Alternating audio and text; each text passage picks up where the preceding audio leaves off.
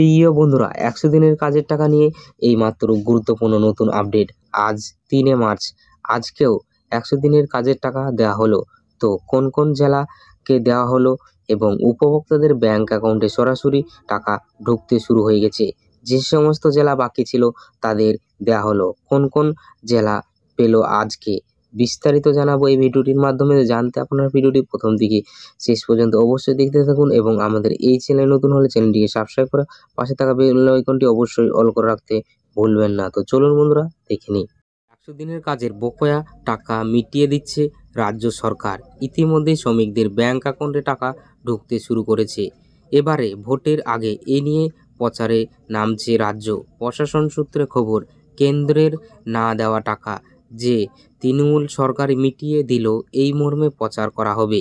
সেজন্য রাজ্যের পঞ্চায়েত ও গ্রামোন্নয়ন দপ্তরে সব জেলা মিলিয়ে প্রায় 74 কোটি টাকা বরাদ্দ করেছে।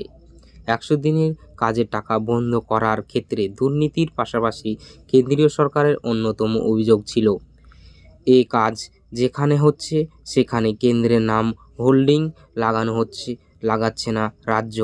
দিল্লির চাপে এক সময় রাজ্যের কয়েকটি এলাকাতে এমন হোল্ডিং লাগানো শুরু হয়।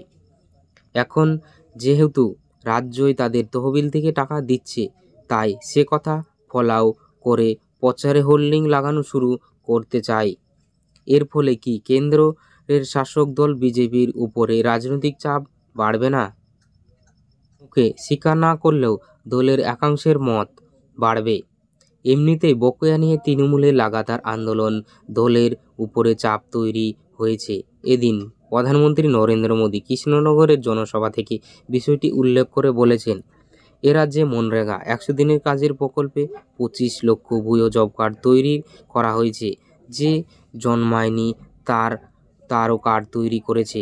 যে পয়সা গ্রামের গরিব মজদুরদের পাওয়ার কথা ছিল, সেটা তৃণমূল তোলাবাজেরা লুট করেছে। রাজনৈতিক পর্যবেক্ষণের একাংশের মতে গ্রামের ভোটে বঞ্চনার অভিযোগে যে চাপ বাড়াচ্ছে সেটা প্রধানমন্ত্রীর কথাতেই বোঝা যাচ্ছে। তাই বাকি বিজেপি নেতাদের মতো তিনি এই কার্যত ব্যাখ্যা দিয়েছেন। যেদিন প্রধানমন্ত্রী এই কথা বলেছেন সে দিনই জানা গেল বকেয়া দেওয়া নিয়ে প্রচারে প্রায় 74 কোটি টাকা খরচ করেছে রাজ্য সরকার। সূত্রের খবর, ইতিমধ্যেই শ্রমিকদের বাড়ি বাড়ি মুখ্যমন্ত্রীর শুভেচ্ছা চিঠি বিলি হয়েছে। প্রতিটি গ্রাম সংসদে দেওয়া হয়েছে ফ্যাক্স। পঞ্চায়েত ভিত্তিক জনসচেতনা সভা করার নির্দেশও দেওয়া হয়েছে প্রশাসনকে। এসব কাজের জন্য গ্রাম পঞ্চায়েতের প্রতিটি 2 লক্ষ টাকা, ব্লকে 1.5 লক্ষ টাকা করে এবং প্রতি মহকুমায় 3 লক্ষ টাকা করে বরাদ্দ করা হয়েছে। সব মিলে 73 কোটি 99 লক্ষ 50 হাজার টাকা। ইতিমধ্যেই জলপাইগুড়ি পেয়েছে 1.82 কোটি, ঝাড়গ্রাম 1.73 কোটি, মালদা 3.20 কোটি, মুর্শিদাবাদ 5.54 কোটি, নদিয়া 4.09 কোটি, উত্তর 24 পরগনা 4.43 কোটি টাকা। পূর্ব মেদিনীপুর জেলা সমস্ত স্তর মিলিয়ে মোট 4 কোটি 95 লক্ষ 50 হাজার টাকা পেয়েছে। জেলাশাসক তানভীর আফজাল মানছেন, রাজ্য সরকারের তরফে নির্ধারিত টাকা জেলা প্রশাসন পেয়েছে। শীঘ্রই ব্লক এবং মহকুমাকে সেই টাকা পাঠিয়ে দেওয়া হবে।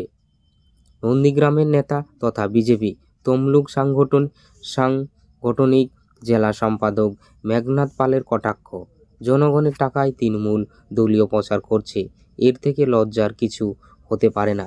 তৃণমূলের তমলুক সাংগঠনিক জেলা সভাপতি আশিস বন্দ্যোপাধ্যায়ের পাল্টা টিভি খবরে কাগজ খুললেই তো সরকারি বিজ্ঞাপনে মোদির ছবি।